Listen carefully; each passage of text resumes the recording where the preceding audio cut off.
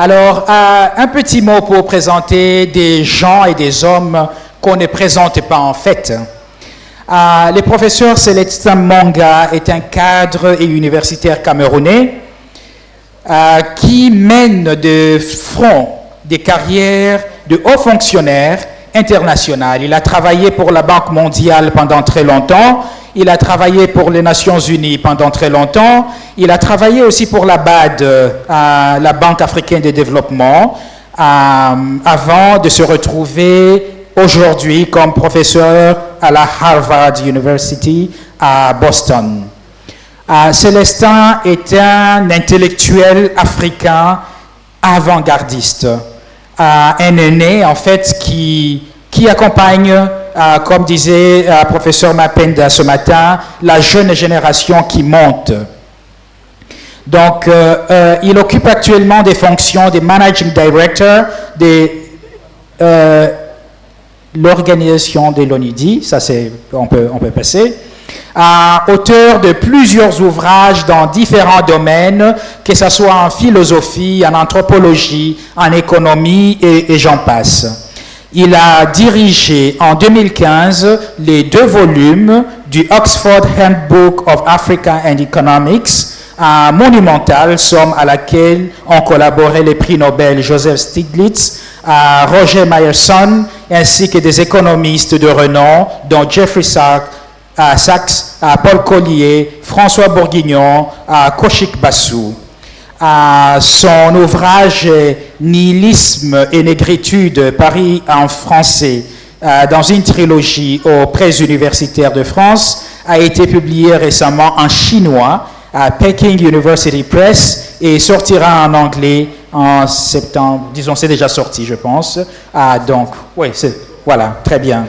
Alors, sans prendre beaucoup de temps, j'invite les professeurs à prendre le podium et à nous présenter son keynote.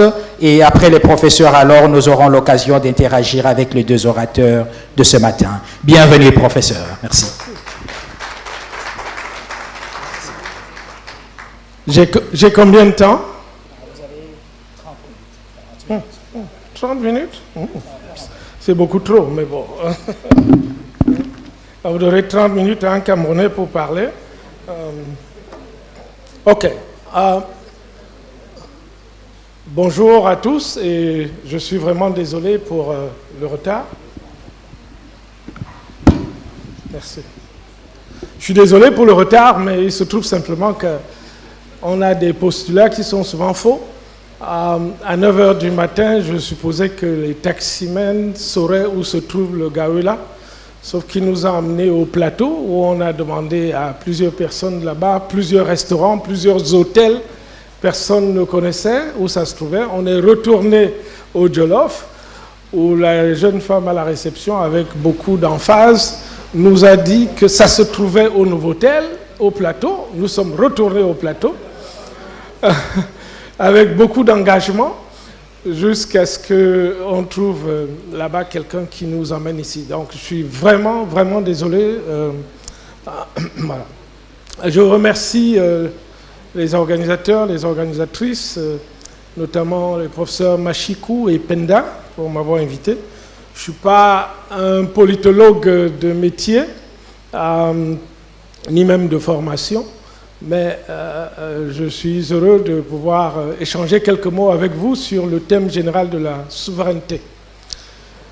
Évidemment, la première question que je me suis posée, c'était de savoir en quelle langue je devais parler, parce que c'est quand même une association africaine, pan-africaine, dont j'ai écrit 2-3 notes en anglais, parce que je supposais que les anglophones seraient les plus nombreux, mais je ne sais pas, devrais parler en anglais ou en français? En anglais, in English? Okay, show of hands. French? Okay, English? You are not helping me. It's 50-50. Okay, perhaps I should do like the Canadian, mix up everything, French and English, maybe. Well, donc, mais c'est une question qui est plus que rhétorique. It's more than a rhetorical question.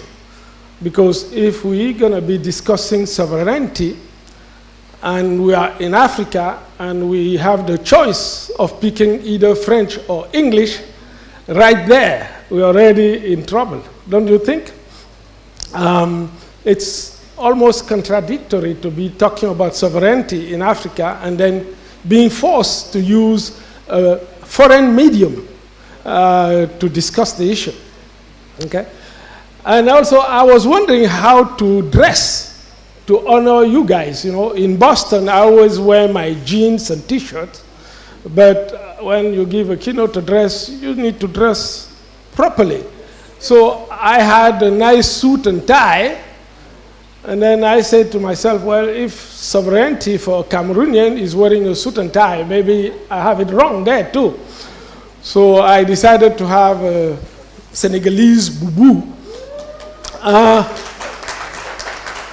The question obviously would be, how much Senegalese is there in that boubou, right? Then we get into the issue of sovereignty. You know, if we want to discuss sovereignty, we need to dig deeper. Well, I really believe that it's a timely topic. It's the right time, given global political issues, global dynamics, given what's going on in terms of the global economy, and many other issues. So I think that it's really an important theme. Now, I will not spend too much time getting into some theoretical or conceptual issues, but I'll take maybe 2-3 minutes to discuss them so that we all have a sense of what it is when we talk about sovereignty. Let me say clearly that my main argument today is twofold. First, I think that sovereignty is an illusion. Let me say this again. I know some people might not agree with me, which is perfectly fine, but I think that in general it's an illusion. But it's not because it's an illusion that we shouldn't take it seriously. Life is about illusions in general. Life is about social constructs. Everything is a social construct, including a state, including democracy, including, you know, these are things that we all construct, and then we decide to give them validity and legitimacy. So the fact that sovereignty is an illusion shouldn't prevent us from thinking seriously about it. And then the second point I would like to make is that despite all of that, I still think that we need to reapproach sovereignty, but in a way that mixes up what we are, where we are coming from, where we want to go, and some of the ideas that even belong to either or to others. Now, this morning, early on, I was talking to a Senegalese friend who's an economist here, and I was asking him to give me just one thing, which is the single most important cultural mark of Senegal. He thought about it. Of course, he's not a cultural expert, but he said he wanted to focus on food. On food. Hein? Donc je parlais ce matin à un copain sénégalais et je lui disais, dis-moi une chose qui pourrait représenter la, entre guillemets, culture sénégalaise. Et il m'a dit, la nourriture. Ce que nous mangeons détermine vraiment qui nous sommes, qui nous avons envie d'être. J'ai dit, ok, moi je viens du Cameroun et nous pensons, preuve scientifique à l'appui, que nous avons la meilleure cuisine sur Terre. Il n'y a même pas de débat là-dessus. Bon, ceci dit, nous sommes au Sénégal, donc on va être généreux, on va accepter que vous avez aussi quelque chose à manger qui soit raisonnable et sérieux. Et évidemment, il m'a dit oui, ce sur quoi nous sommes le plus d'accord ici, quand il s'agit de nourriture, c'est quand même le tchèp, le tchèboudien. Ok. Sauf que, comme vous le savez tous, personne ne mangeait de riz au Sénégal il y a 200 ans, il n'y a même pas 100 ans. Est-ce que le Sénégal, même si c'est sous sa géographie actuelle une entité coloniale, n'existait pas avant? Non. Mais les Sénégalais ont très bien le droit de s'approprier du riz pakistanais ou indonésien et de décider qu'à partir de maintenant, c'est l'élément le plus important de leur culture. Je n'ai aucun problème avec ça, mais il faut quand même qu'on se l'avoue. Et ça m'amène donc à ce deuxième point lequel je compte dire un ou deux mots plus tard. La notion, j'y ai pensé en anglais et j'ai utilisé le mot en anglais, c'est entanglement. Entanglement, qui veut dire entrelacement. Voilà, un entrelacement. Donc quand je vais parler de la souveraineté et de ce que je crois ça devrait être en 2025 et au XXIe siècle, ça ne doit pas être une souveraineté telle qu'on le définit de manière un peu rigide et très étroite dans les manuels de sciences politiques, comme une autorité exprimée dans un territoire dont on suppose que les frontières sont plus ou moins déterminées et fixes et ont une certaine force.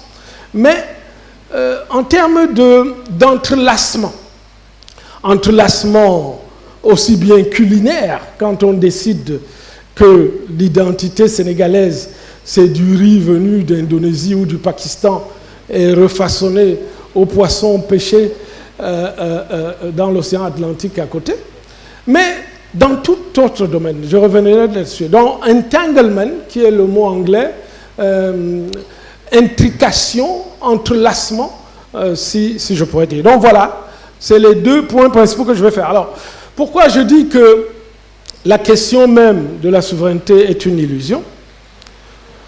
C'est parce que quand on définit en sciences politiques la souveraineté, on l'utilise, ce concept, très souvent avec une conception particulière, occidentale, de ce terme, qui est liée à une période particulière de l'histoire occidentale.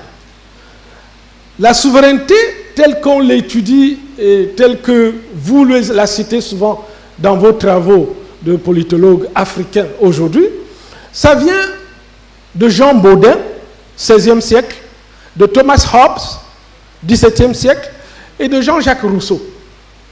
Donc c'est très limité dans le temps et dans l'espace.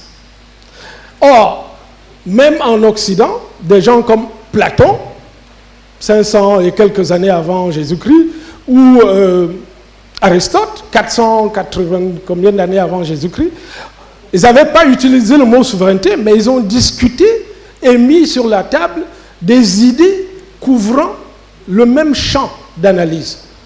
Mais j'insiste là-dessus pour vous dire que quand on parle de souveraineté en sciences politiques, trop souvent, malheureusement, on réduit l'acception du terme à 2-3 siècles.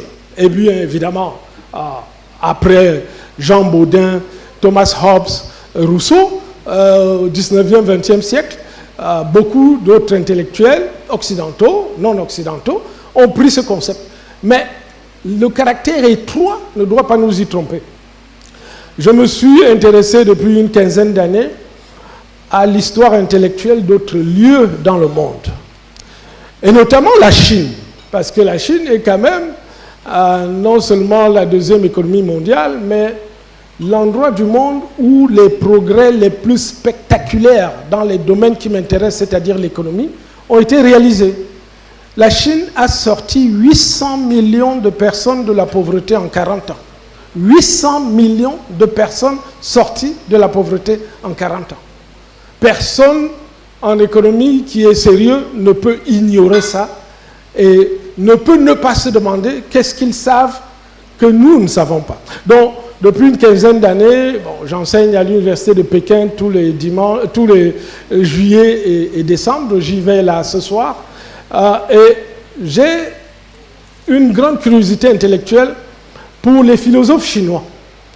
Je sais que les philosophes qui sont dans cette salle, ils sautent au plafond dès qu'ils entendent le mot philosophe et chinois mis ensemble. I had a great mentor of mine, Professor Fabien Eboussi-Boulaga, the late Professor Fabien Eboussi-Boulaga, Whenever I would tell him about Chinese philosophers, he would say, no, they didn't do philosophy.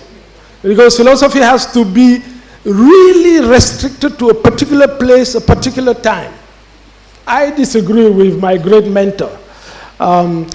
Before Aristotle, before Plato, there was a guy named Confucius in China who systematically thought about almost everything, including issues of sovereignty, which he didn't call sovereignty.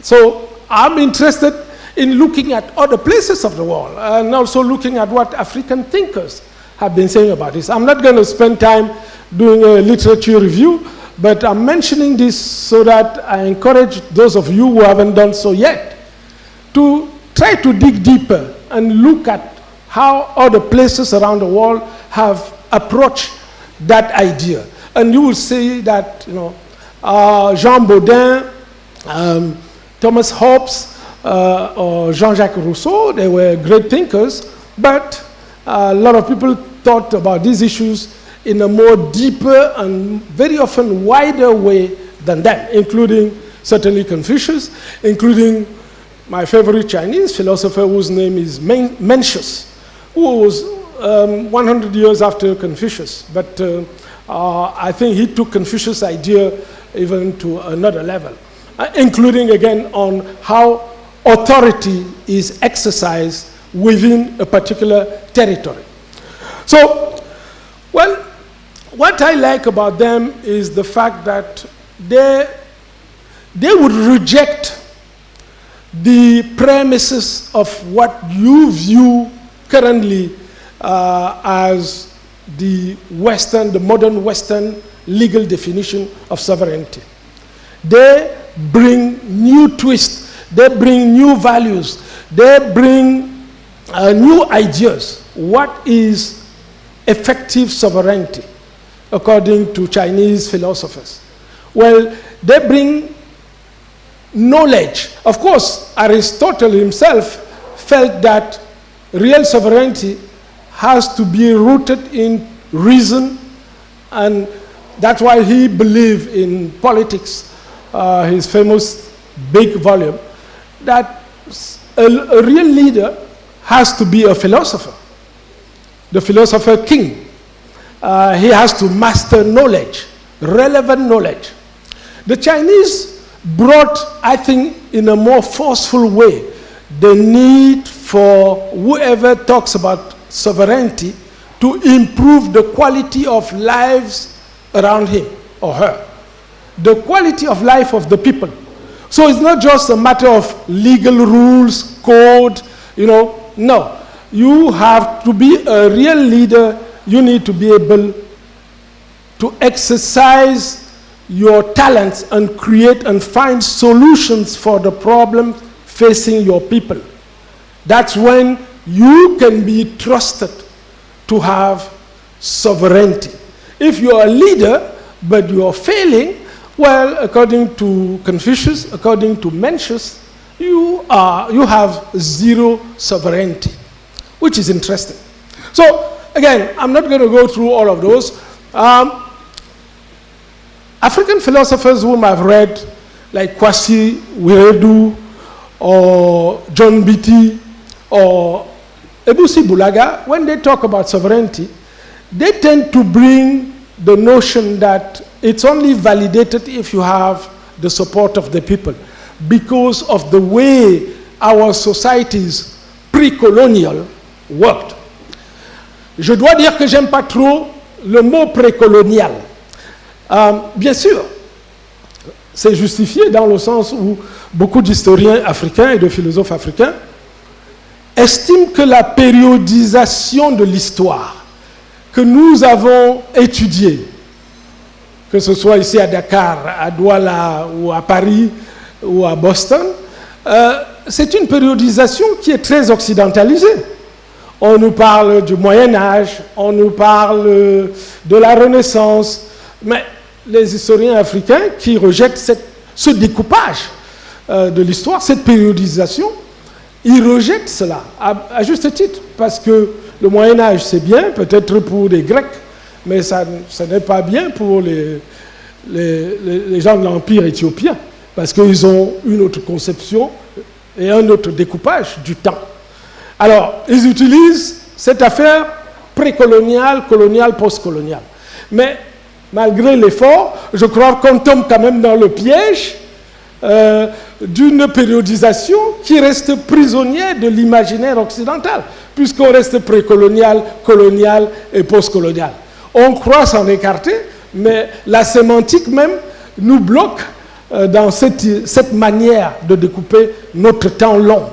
Et je crois que les historiens ont beaucoup de travail là-dessus.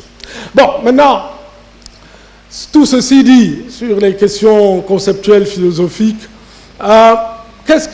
pourquoi je dis que la souveraineté aujourd'hui est une illusion? La souveraineté politique dans le monde d'aujourd'hui. Je vis dans un pays, les États-Unis, qui a fait sa révolution et sa guerre d'indépendance il y a 249 ans. Dans quelques mois, ça fera 250 ans qu'ils disent qu'ils sont une démocratie. Je peux vous assurer qu'à Boston, qui est une des villes, peut-être la ville où tout cela est né, cette quête pour l'indépendance, aujourd'hui, à l'heure où je vous parle, vous sortez dans la rue, il n'est pas rare que des gens masqués, sans papier, sautent sur vous, cassent votre véhicule, vous kidnappent sans avoir aucun document à vous présenter, vous emmènent en cellule, vous gardent, sans que personne de votre famille ni aucun avocat le sache, pour savoir si vous êtes étranger, quand est-ce que vous êtes arrivé, et pour vous expulser éventuellement dans un pays. Aujourd'hui, en 2025, aux États-Unis d'Amérique, la plus grande démocratie sur Terre.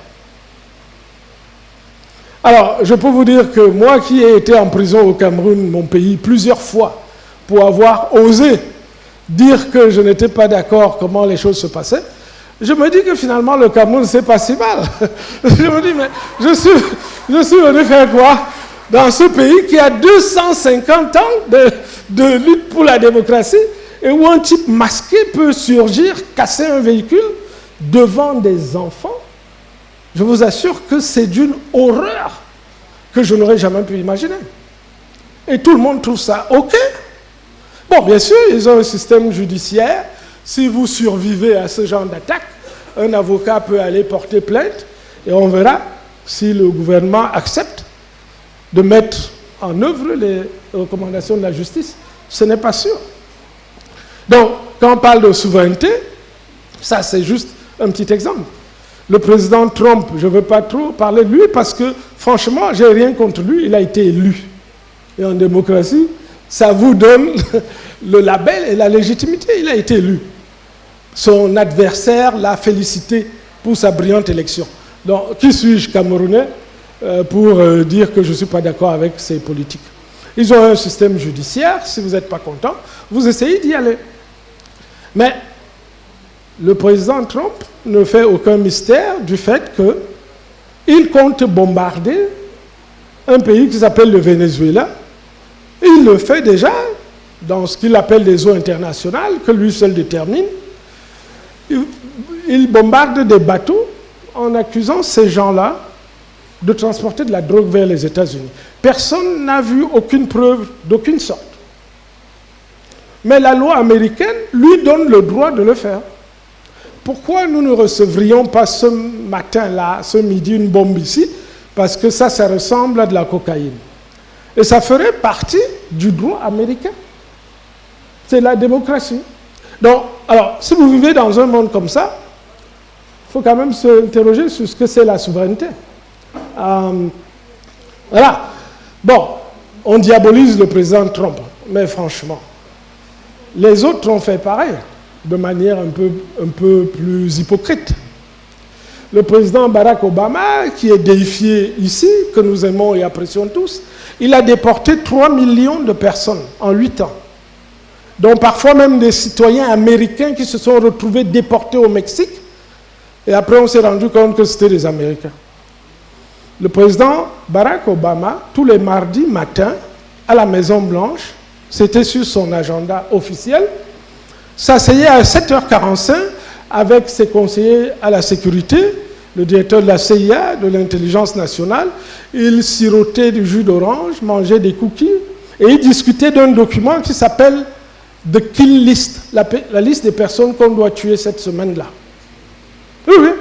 C'est officiel, ce n'est pas des choses secrètes. C'est-à-dire qu'ils s'asseyent, ils boivent du thé, et ils disent, bon, celui-là, on doit le tuer, on doit lui envoyer un missile.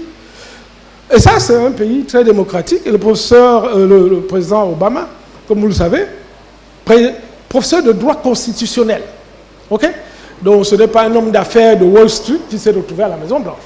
C'est un professeur de droit constitutionnel. Mais qui discute en sirotant du thé et du jus d'orange, la kill list. Pourquoi? Parce que, disent-ils, normalement, dans un pays démocratique, si vous reprochez quelque chose à quelqu'un, vous l'arrêtez et puis vous présentez à un juge, puisque vous croyez en votre justice, des preuves, et le juge décide de ce qu'il doit arriver à cette personne. Mais non, le choix est fait délibérément de ne pas montrer cela à un juge, parce que, disent-ils officiellement, si on montre à un juge, les juges et tout le monde sauront quelles sont nos méthodes pour obtenir des informations. Donc, ça ne vise pas seulement des étrangers. Le président Obama a fait balancer des missiles sur des citoyens américains, de nationalité américaine. Peut-être c'était de mauvaises personnes, je n'en sais rien. Mais pour moi, une mauvaise personne, c'est quelqu'un qui a été devant un juge. Et que le juge nous dise, oui, j'ai regardé les deux côtés, j'ai écouté les uns et les autres, et voilà ce que je décide. Mais on est en dehors de la justice, tout en étant dans la justice, parce qu'il suffit d'adopter une loi ou un règlement américano-américain pour se donner l'espace légitime, l'espace légal pour, entre guillemets, légitimer ce genre de pratique. Alors, j'adore les États-Unis. J'adore sincèrement les États-Unis.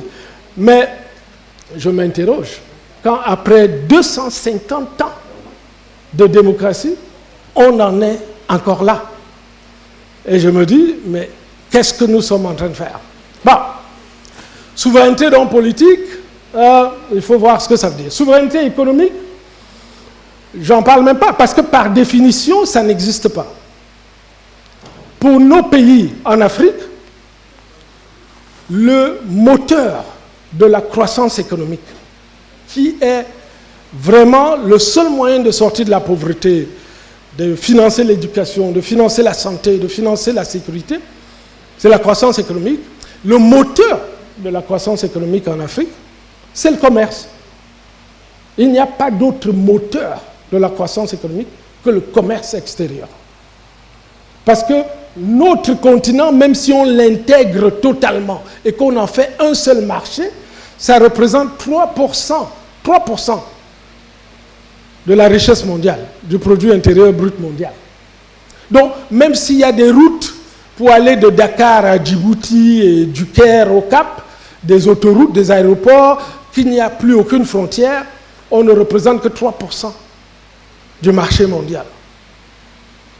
Tous les pays qui s'en sont sortis depuis un siècle de la pauvreté, que ce soit la Corée du Sud, que ce soit le Costa Rica, que ce soit ce que le Vietnam est en train de faire d'aujourd'hui, que ce soit la Chine, c'est des pays qui ont trouvé le moyen de développer le commerce international, d'exporter en immense quantité. Maintenant, pas simplement des matières premières non transformées, mais d'exporter plein de choses. Nous pouvons exporter énormément de choses. J'ai travaillé avec beaucoup d'autres sur des industries qui peuvent nous rapporter beaucoup d'argent, y compris des industries créatives, des industries culturelles, source de richesse infinie, mais à condition que nous ayons accès au marché mondial. Or, là aussi, on a un problème avec le commerce mondial. On a un chef d'État, ou deux ou trois, qui décident qu'ils ne veulent plus que nous exportions chez eux. Non seulement ils ne veulent pas que nous exportions chez eux, mais ils veulent nous dire comment nous devons produire chez nous pour pouvoir vendre quoi que ce soit chez eux. Bon, parfois, ça fait du sens. On dit par exemple le changement climatique, dont l'Afrique est la plus victime. Il me reste 10 minutes. Ah, mais je croyais qu'il m'en restait 2. Bon, ça va. Merci. Donc, Même le changement climatique, bien évidemment, l'Afrique n'y a pas contribué.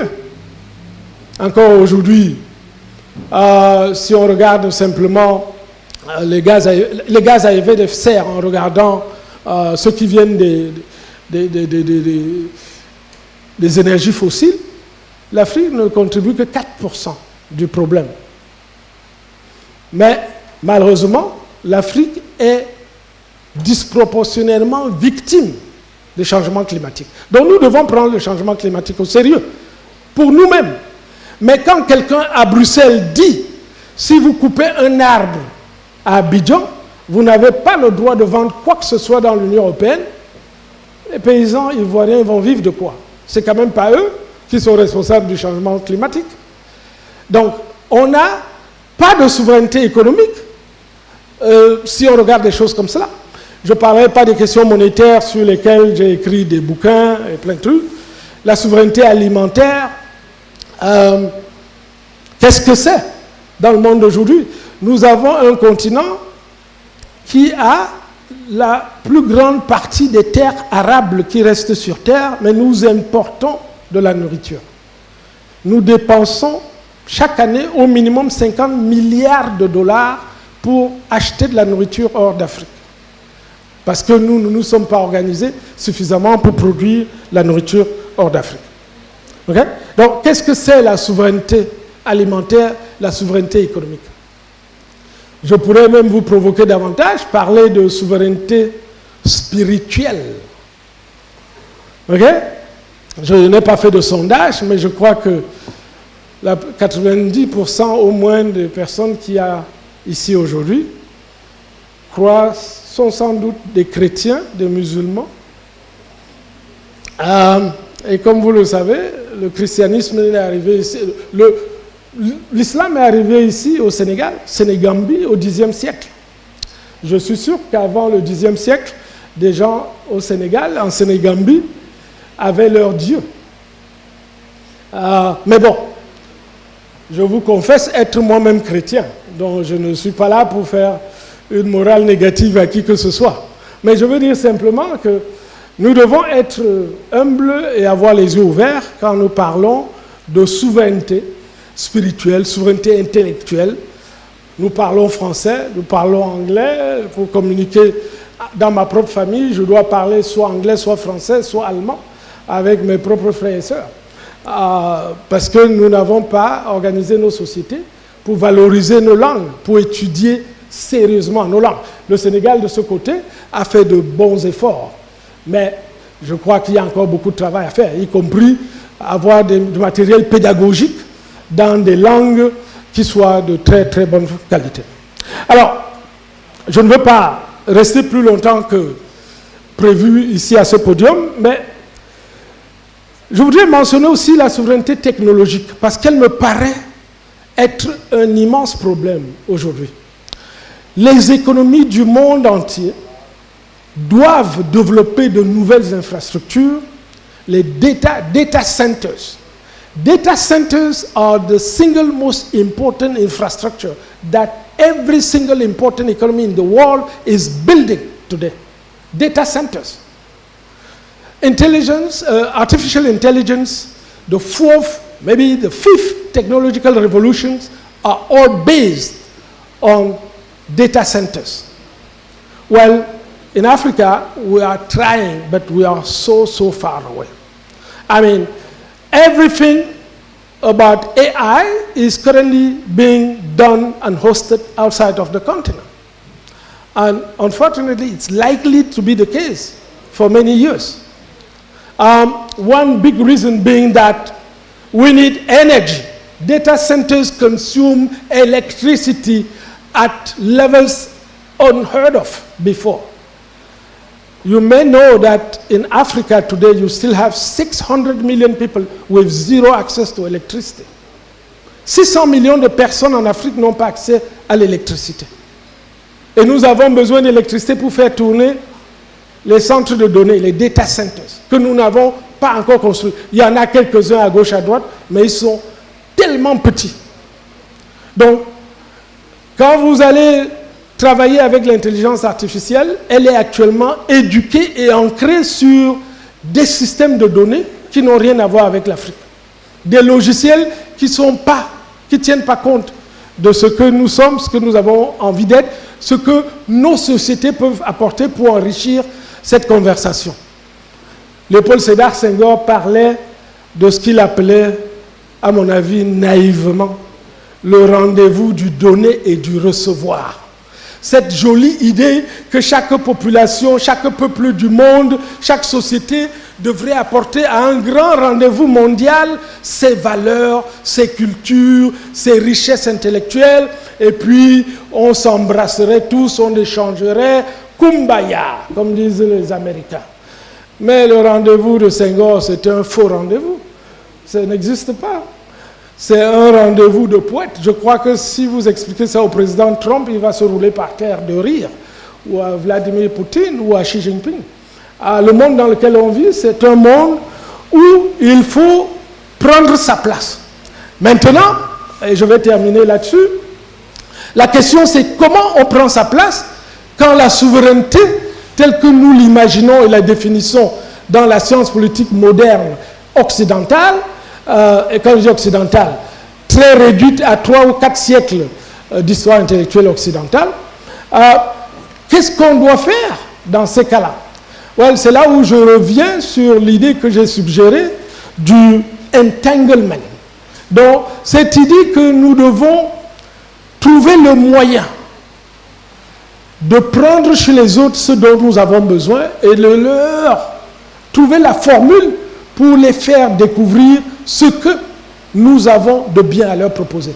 Donc, nous mettre même à leur place pour leur montrer quel intérêt ils auraient à faire affaire avec nous.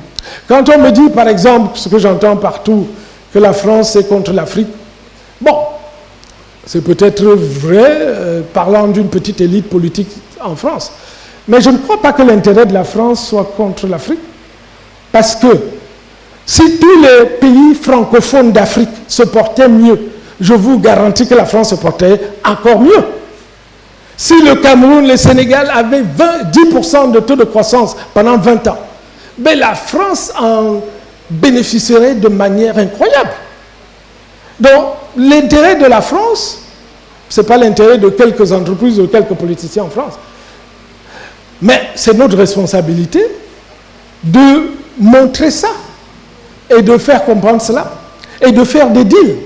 Donc, quand on se plaint que le président Trump a coupé l'aide au développement, franchement, c'est l'argent américain. Qui suis-je pour dire au président américain élu par les Américains ce qu'il doit faire de l'argent des impôts des citoyens américains? Bien sûr, j'ai écouté le Premier ministre ici quand il a dit, quand l'USAID a été fermé, que le Sénégal allait perdre plusieurs centaines de millions. C'est triste, c'est tragique, parce que c'est des vaccins, c'est des médicaments dont les gens ont besoin, et on va perdre des vies pour cela. Mais c'est notre responsabilité.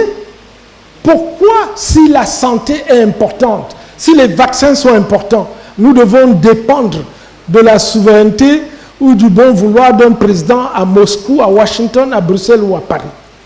C'est notre responsabilité de trouver les réponses et de montrer au président américain qu'il a intérêt à faire un deal avec nous, puisque c'est l'homme des deals.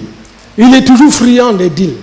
Donc le entanglement, l'entrelacement, l'intrication des volontés, la manière dont j'aimerais regarder de nouveau la souveraineté, c'est dans ces échanges-là, pragmatiques, d'intérêt mutuel clair et pas de moralisme, parce que le moralisme ne nous emmène nulle part. Alors, dans la petite présentation que j'ai préparée, bon, ça ne marche pas, mais ce n'est pas grave. J'ai une petite... Ah oui. Ouais, j'ai cette petite phrase que j'aime beaucoup de Ali Mazroui, qui est un des mentors de cette association, qui a dit quelque chose de très grave. Je l'ai vu dire ça quand j'étais étudiant. Il a dit partout en Afrique, vous pouvez trouver une superbe bouteille de bière, même dans les villages les plus reculés. Mais une bouteille d'eau potable, ce n'est pas sûr. Qu'est-ce que vous avez besoin de savoir d'autre sur nos priorités qui sont à l'envers? Ok? Trump ne nous aime pas. Il n'a pas été élu pour nous aimer. Nous devons savoir quelles sont nos priorités. Ok?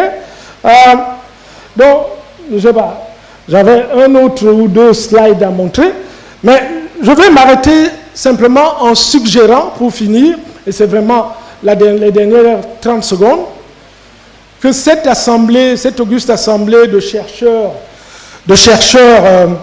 en sciences sociales, que vous puissiez accorder un peu de temps de votre recherche à des sujets qui dérangent.